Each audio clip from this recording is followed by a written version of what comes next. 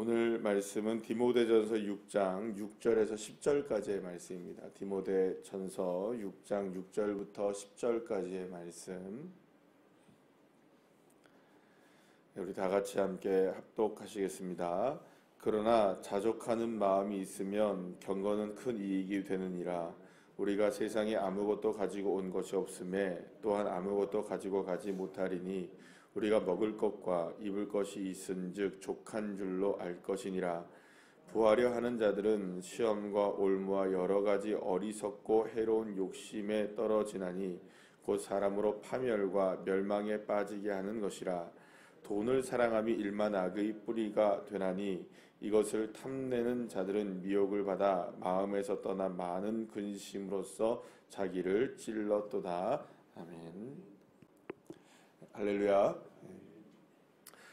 사도 바울은 디모데에게 그 종과 상전의 관계에 관해서 어제 우리 함께 말씀을 나누면서 종과 상전의 관계 속에서 가장 중요한 것은 상하 관계 뭐 이런 어떤 그런 것이 중요한 것이 아니라 서로가 서로를 향해서 섬김과 사랑의 마음이 있어야 한다라는 것을 우리가 함께 말씀하는 것을 보게 되었습니다. 그래서 모든 관계의 기초는 무엇이어야 한다? 섬김과 사랑. 왜냐하면 예수님께서 이 땅에 오신 그 자체가 섬김과 사랑을 하시기 위해서 오셨기 때문이죠.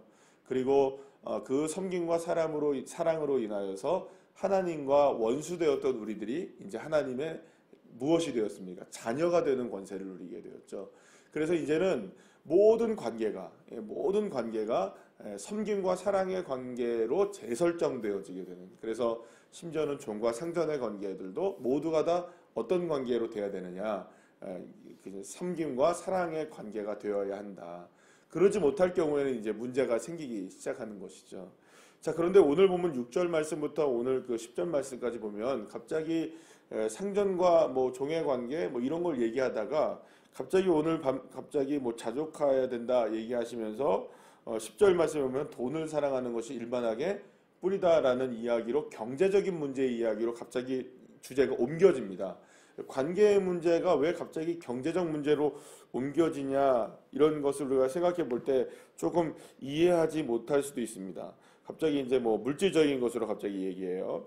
그런데 여기서 이제 중요한 건 뭐냐면 결코 그리스도인들이 그 물질의 마음이 뺏겨서는 안 된다는 것을 강조를 하고 있는 것을 보게 돼요. 그러니까 결국에는 우리의 중심이 물질이 되어서는 안 된다, 이걸 얘기하는 거예요. 그러면 한번 생각해 보시죠. 갑자기 종과 상전 뭐 이런 거 관계들 뭐 직분 사명 뭐 이런 거 얘기하다가 갑자기 돈이 나와요. 그러면 얼핏 생각하면 이 흐름이 이해가 잘 안 될 수도 있는데, 중요한 것은 지금 한 가지를 생각하셔야 됩니다. 계속해서 사도 바울이 모든 직분이든 모든 관계든 모든 것에 대해서 가장 중심이 무엇이라고 계속 얘기하고 있었습니까? 예수 그리스도. 그래서 주님이 설정하신 모든 것들이 우리의 삶에서 다시금 재설정되어야 된다라는 것, 그리고 모든 중심이 누구여야 한다는 것, 예수님이어야 한다는 것을 계속 이렇게 지속적으로 말씀하셨죠. 그런데 그 말씀 가운데 이제는 돈을 사랑하는 것이 일만하게 뿌리다, 이렇게 얘기를 해요. 그리고 자족해야 한다, 이런 얘기를 한단 말이에요. 얼핏 보면은 갑자기 이제 경제적인 문제가 이야기가 되는 것 같은데, 이 이야기를 통해서 사도 바울이 얘기하고 싶은 것이 무엇인가, 오늘 그것을 우리 함께 나누도록 하겠습니다. 특히 우리가 이제 또 돈을 사랑하게 되고 물질의 약한 모습을 보이게 되는 이유가 뭐냐, 6절 말씀이 바로 그런 의미인데, 자족하지 못하기 때문에 그럼 결국 어떻게 해야 된다는 겁니까? 물질을 사랑하게 된다는 거예요. 돈을 사랑하게 되는 이유는 우리가 자족하지 못하기 때문이다 라고 이렇게 말씀하고 있는 것이죠. 자, 그러면 여러분, 자족이란 뭘까요? 자족, 스스로 만족하는 거죠. 그러니까 자족이라는 것은 누군가가 만족하는 것을 만족하는 것이 아니라 내가 그냥 만족하면 만족하는 것이라고 말할 수가 있어요. 그래서 그러니까 이 자족이라는 말을 사용하는데요, 만족이라는 말을 사용하지 않고 자족이라는 말을 사용한다는 것을 우리가 깊이 있게 생각을 해봐야 됩니다. 이 자족이라는 말이요, 헬라어에서 이게 어렵습니다, 말이. 아우타르게이아라는 말입니다. 아우타르게이아. 뭐 갑자기 이게 너무 새벽에 너무 어려운 단어를 쓰는데요. 이 말은 어떤 의미냐면 혹시 여러분 재기형이라는 말을 들어보셨습니까? 뭐 셀프라는 말이죠. 그러니까 무슨 말이냐면 어떤 행동이 자기에게로 돌아오는 것을 재기형이라고 얘기를 하거든요. 근데 이 말은 어떤 의미를 갖고 있냐면 이런 거예요. 그러니까 스스로 만족한다라는 의미예요. 스스로가 만족한다. 내가 만족한다라는 의미를 갖고 있어요. 근데 이 만족이라는 스스로 만족한다라고 했을 때 이 의미가 좀 더 깊은 의미가 어떤 게 있냐면 이런 거예요. 스스로 치워버리다 이런 의미가 있어요. 이런 의미예요. 사실은. 스스로 치운다 이런 거예요. 스스로 치워버린다. 얼핏 생각하면 스스로 뭘 치우지? 근데 왜 이게 자족이지라고 생각하는데 예를 딱 들면 알 수 있습니다. 식사를 하다 보면 이제 가끔가다 이렇게 식사를 하다 보면 별로 드시지도 않았는데 숟가락을 딱 놓고 난 더 이상 못 먹겠어요. 딱 이렇게 얘기하시는 분 있습니까 없습니까? 대단하시죠 그런 분들은. 어떻게 음식을 앞에 두고 숟가락을 더 이상 안 드실 수가 있지? 그렇죠, 그죠? 배부른 게 뭐죠, 그죠? 그러니까 어떤 분들을 보면 식사를 딱 하는데 절대로 그걸 더 이상 안 드시는 분이 있어요. 나는 더 이상 배가 더 이상 차서 못 먹을 것 같아요. 근데 제 기준에 보면은 한 숟갈 드신 거거든요. 그러니까 더 많이 드실 수 있는데도 불구하고 더 안 드셔요. 철저하게 안 드셔요. 그리고 뭐 어떤 분들은 보면은 아무리 고기가 맛있어도 고기를 안 드시고요. 아무리 맛이 없어도 야채는 잘 드시고 그죠? 그런 분들이 계세요. 그러니까 스스로가 어떻게 하는 겁니까? 딱 절제를 하고 딱 치워버리는 거예요. 이게 만족이라는 겁니다. 스스로 자족한다는 거예요. 그러니까 스스로 치워버린다는 것은 아무리 좋은 게 있더라도 아무리 산의 진미가 앞에 있더라도 내가 더 이상 이거를 내 거 아니야 생각하고 어떻게 하는 겁니까? 난 배부르니까 내가 지금 스스로 지금 딱 여기까지가 적당해 라고 이렇게 안 드시는 경우 스스로 이렇게 어떻게 하는 겁니까? 음식을 치우는 거죠. 이렇게. 그게 바로 자족이라는 의미입니다. 여러분 잘 생각해 보세요. 그러면 어떻게 이렇게 자족할 수 있을까요? 이렇게 자족하는 이유는 뭐냐면 내가 이미 무엇인가로 채워져 있으면 그죠? 무엇인가로 채워져 있으면 더 이상 그것에 대해서 욕심을 부립니까? 안 부립니까? 안 부리게 되는 거예요. 아무리 맛있는 게 있고 아무리 좋은 게 있고 아무리 괜찮은 게 있어도 이미 내게 뭐가 돼 있으니까 이렇게 만족이 되어 있으니까 나는 이게 내 마음에 내 삶이 내 어떤 그 속이 이미 채워져 있기 때문에 무엇인가로 채워져 있기 때문에 더 이상 그 어떤 것도 내가 가지지 않아도 돼. 거기에 욕심 부리지 않을 수 있어. 이렇게 결정을 하는 거죠. 그죠? 내 스스로가. 자, 여러분 그러면 쉽게 생각하면 이겁니다. 내 안에 무언가 채워져 있다는 겁니다. 자족할 수 있다는 것은. 자, 그렇다면 여러분 사도 바울이 말하는 자족의 비결이 뭘까? 사도 바울이 말하는 자족의 비결이 뭐냐면 이 자족에 관해서 이야기하고 있는 가장 유명한 구절이 이제 빌립보서 4장이거든요. 빌립보서 4장 여러분 11절 말씀에 보면 어떠한 형편에서도 나는 자족하기를 배웠노라 이렇게 얘기합니다. 어떠한 형편에서도 어떤 형편에서도 나는 자족한다. 그러니까 풍족하든 풍족하지 않든 배고프든 배고프지 않든 좋든 싫든 간에 그 어떠한 형편에서든지 나는 뭐 한다고요? 난 자족해. 이렇게 얘기하고 있어요. 그러면 그 자족하게 되었는데 그 이후에 뭐라고 얘기하냐면 내게 능력 주시는 자 안에서는 내가 모든 것을 할 수 있다라고 13절에 또 고백합니다. 그러면 내가 모든 것을 할 수 있다. 왜냐하면 자족하기 때문에 누군가가 볼 때는 조금 더 먹을 수 있고 누군가가 볼 때는 조금 더 가질 수 있지만 나는 그것으로 인하여서도 모든 걸 할 수 있어. 괜찮아. 이렇게 얘기하는 겁니다. 그러면 왜 그렇게 되느냐? 그럼 사도 바울 안에 무엇이 있느냐? 여러분들 잘 아시는 빌립보서 4장 6절 7절 말씀에 보면 그 얘기가 나옵니다. 아무것도 염려하지 말아라. 모든 지각에 뛰어난 하나님의 평강이 그리스도 예수 안에서 너의 마음과 생각을 지킬 것이니까 그냥 너는 염려하지 말고 그냥 기도하고 주님 앞에 부르짖고 주님을 찾기만 하면 된다. 네 마음속에 우리 마음속에 누가 계시면 된다. 예수 그리스도만 있으면 어떠한 형편에서든지 자족할 수 있고, 왜냐하면 그분이 만족이시니까, 그분이 모든 것이니까, 그분이 전부이시니까, 그분이 온 우주 만물 아니십니까? 그분이 능력 아니십니까?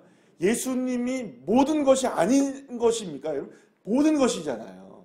그러니까 모든 것인 예수님이 내 안에 계시면 염려도 안 할 수 있고 근심도 안 할 수 있고 어떠한 형편에서든지 우리는 그거 치워버릴 수 있어요. 이 말이에요. 돈 수없이 많이 갖다 놔도 예수님 한 분 계시면 돈 그까짓 건 아무것도 아닙니다. 아멘 안 하시네요. 그 돈은 필요한가 봅니다. 여러분, 예수님 전부입니다. 그러면 수십억 수백억이 있어도 그것과 바꾸시겠습니까? 우리의 영혼을 팔아버릴 수 있겠습니까? 그걸 어떻게 비교를 하실 수 있겠습니까? 여러분, 그러니 우리는 자족할 수 있는 겁니다. 치워버릴 수 있는 거예요. 내가 아무리 사회적 지위가 너무나 좋은 것이어도 내 안에 예수님 계시니 치워버릴 수 있는 겁니다. 할렐루야. 여러분, 내가 그 어떤 것이 좋다 할지라도 주님이 내 안에 계셔서 충분하니 이거 치워버릴 수 있는 거. 그게 무엇입니까? 자족한다는 것입니다. 여러분, 그러면 어떻게 우리가 돈을 사랑하지 않고 어떻게 우리가 욕심내지 않고 그것을 치워버릴 수 있느냐? 딱 한 가지입니다. 예수님이 온전하게 내 안에 계심을 믿기만 하면 되는 것이죠. 그분으로 충분하면 되는 겁니다. 예수님 안에 내가 있고 주님이 내 안에 계심이 온전해질 때 그때에는 자족할 수 있게 되는 겁니다. 만족이라는 말과 자족이라는 말이 이렇게 틀린 겁니다. 여러분 우리가 살다 보면 만족하는데 나는 만족한데요. 우리 자녀들을 보면 내가 만족이 안 돼요. 그죠? 만족됩니까? 안 됩니까? 안 돼요. 옆에 있는 분들 보면 만족됩니까? 안 됩니까? 안 돼요. 이거 만족이 안 돼요. 그러니까 우리가 늘 생각하는 게 뭐냐면 나는 괜찮은데 이게 조금 더 부족한 것 같고 나는 괜찮은데 이게 좀 부족한 것 같고 그러다 보니 이렇게 채우고 저렇게 채우는 것 때문에 만족이 없는 거예요. 만족이. 여러분, 그러니 저와 여러분이 기도해야 될 기도의 제목 중에 아주 중요한 것이 뭐냐면 하나님 내가 자족할 수 있게 해주세요. 그리고 누군가도 우리의 자녀들도 우리의 가족들도 우리의 성도님들도 우리 교회도 다 예수님 한 분으로 충분하게 해주세요. 아멘이십니까? 예. 그러니까 이 말은 우리가 여러분 돈을 사랑하는 것이 일만하게 뿌리라는 것이 그러면 왜 이 얘기가 나왔느냐? 왜 그럴까요, 여러분? 왜 이 이야기가 나왔을까요? 왜 관계를 얘기하다가 갑자기 이 이야기로 나왔을까요? 그리고 여기서 보면 이런 얘기들도 해요. 결국에는 이런 것들이 시험과 파멸에 빠지게 되고 욕심에 빠지게 되고 이런 거예요. 결국에는 왜 그럴까요? 그 모든 관계 속에서 모든 것들에서 누가 중심이 되지 않으면 예수가 중심이 되지 않으면 자꾸 눈이 예수님에게로 내 안에 계신 예수님에게로 만족되어지지 않으면 우리의 눈은 자꾸 사람 보면서 평가하게 되고요. 자꾸 돈 보고 평가하게 되고요. 사람들이 가진 것을 보고 평가하게 되는 그런 일들이 있을까요? 없을까요? 그런 거예요. 여러분, 한번 우리 잘 객관적으로 생각해 보시죠. 우리 성도들 사이에 우리가 뭐 그리스도인이라고 우리가 생각했을 때 성도들 사이에서는 그분과 그분 사이에 나와 그분 사이에 차이점이 많죠. 그죠? 그런가요? 안 그런가요? 어떤 사람하고 나하고의 모습을 비교하면 차이점이 너무 많죠. 옷 입은 것도 다르고 말하는 것도 다르고 생긴 것도 다르고 가진 것도 다르고 능력도 다르고 성격도 다르고 다 다르잖아요. 그죠? 그러나 딱 한 가지 똑같은 게 있습니다. 뭘까요? 그 안에 예수님 계시면 그것 때문에 충분하자면 그분도 예수님 때문에 충분하고 나도 예수님 때문에 충분하면 더 이상 바랄 게 없어요. 더 이상 바랄 게 없어요. 그래서 제가 기도하면서 늘 기도하면서 우리 성도님들 기도하면서 그런 기도를 거의 뭐 우리 성도님이 한 분 한 분들 기도할 때마다 그런 기도를 늘 하는데, 하나님, 예를 들어서 어떤 A라는 분 주님 역사해 주시고 이렇게 쭉쭉 지난 다음에 주님, 제가 이분을 바꿀 수 있는 방법은 제 능력과 제 힘으로 안 되죠. 주님 안에 계신, 그분 안에 계신 주님이 이분의 마음과 생각을 주장해 주세요. 제가 마지막으로 어떤 분들을 위해서 늘 기도하시는, 거의 다 그렇게 기도하죠. 주님이 바꿔주세요. 그분 안에 주님 계시잖아요. 주님이 그 안에서 충분해지게 해주세요. 여러분, 다른 기도가 없어요. 사실은 할 수 있는 기도가 그게 사실 전부예요, 여러분. 아니, 외적으로 뭘 이렇게 한다고 해서 될까요, 안 될까요? 그게 안 돼요. 내 안에 계신 주님이 충분해지시면 모든 것이 자족하게 돼요. 세상이 달라지는 겁니다. 예수님으로 충분하기 전에는요, 다른 것으로 충분하기 위해서 얼마나 많은 것들을 끌어들여야 되는지 몰라요. 붙잡아야 돼요, 여러분. 그런데 주님만 충분하시면 이게 하나씩 놓게 돼요. 누구만 의지하면 되니까. 주님만 의지하면 되니까. 그래서 여러분, 오늘 우리가 살아가는 우리의 삶 속에서 그리스도인으로 살아간다면, 적어도 우리가 교회에 다니며 그리스도인으로 살아간다면 주님 한 분만으로 만족하는, 수없이 많은 만족스러운 것이 있어야 하지만 그럼에도 불구하고 주님 한 분만으로 만족할 수 있는 그러한 저와 여러분 되셔서, 오늘 특히 이제 10절 말씀에 돈을 사랑하는 것이 일만하기 뿐이니까, 이걸 여러분들 만약에 그냥 그럼 우리는 돈을 사랑하지 말아야 돼, 그러면 시험 들죠, 그죠? 돈의 문제로 해결하면 안 됩니다. 돈을 돈의 문제로 해결하면 이건 돕니다, 그죠? 머리가 마음도 돌고요. 이게 예수님으로 해결하셔야 돼요. 그러니까 여러분들, 우리가 사랑하는 그 어떤 것, 사실 솔직히 말해서 여러분 생각해보면 돈보다 사랑하는 게 있을까요? 우리가 없을까요? 돈 제일 사랑하죠, 우리가. 돈 좋아하지 않으신 분들은 제가 다시 말씀드리면 우리 집 앞에 내려놓고 가시면 된다니까요. 근데 여러분, 돈을 사랑하는 게 그만큼 우리의 삶에 집중돼요. 그러면 이거를 사랑하지 않을 수 있는 방법이 뭐냐? 주님으로 충분하면 돈도 초월하며 살아갈 수 있는 거죠. 아멘이십니까? 그러니 여러분, 우리가 모든 것의 중심이 다 누구면 다 초월할 수 있다는 겁니까? 예수. 돈이 여기서 말하는 건 여러분 오해하지 마세요. 돈이 필요 없다는 얘기가 아닙니다. 돈을 사랑하는 것이 악의 뿌리가 된다는 건 그 안에 무엇이 있다는 겁니까? 예수 없고 악이 있다는 것을 증명하는 것이죠. 여러분 스스로를 점검해 보시죠. 내 안에 누가 계신가? 예수님이 계신 거 확실하십니까? 아멘이시죠? 그러면 자족하세요. 기도하시겠습니다.